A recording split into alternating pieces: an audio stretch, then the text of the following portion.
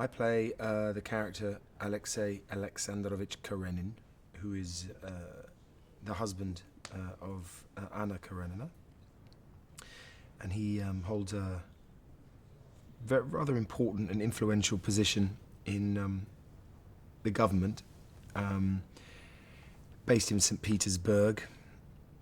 He's a very religious, God-fearing, celebrated, respected individual. You could say somewhat conservative, and perhaps at times a little awkward and rigid, but he knows what he's good at, and he's loyal and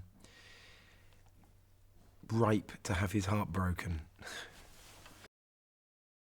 They have a child, they are well off, they have a certain place in society and in the soirees of St. Petersburg that he chooses to attend, and she is the perfect, dutiful wife. And it's more like a sort of bolt of lightning from the outside world opens her eyes to another way of living, another way of loving, and another way of being, and that creeps into their relationship and reveals him perhaps for being somewhat uptight, I suppose, and unemotional and unpassionate, and all the things that he could probably quite rightly be accused of being, but through no fault necessarily of his own.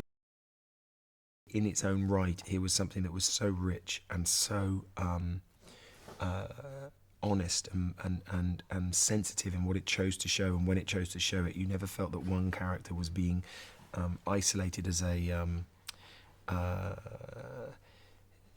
device to enable another to look better or to understand another situation. Each of them seemed very precisely drawn, and really you could argue that it's a piece that looks at different angles of love and different angles of relationships, honestly and openly and without judgment. And there's also such elegance to the way he writes dialogue, and what he chooses not to say is often as important as what he chooses to say, or indeed what the other person or the other character is hoping to say as opposed to what they actually say. It's masterful writing.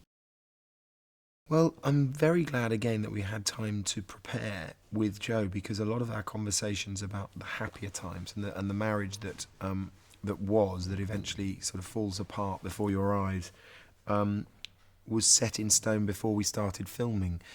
Without that, if we'd just walked in, we'd, I think, missed out on a lot of nuances, because really a lot of the actual scenes we have together are very fraught and emotional, and not always the easiest of scenes to play opposite each other, because they're the sort of thing that bring up a lot of emotion, and you don't want to sit there chit-chatting in between, because the next time round you want to push it further, and so they're very painful to do, actually.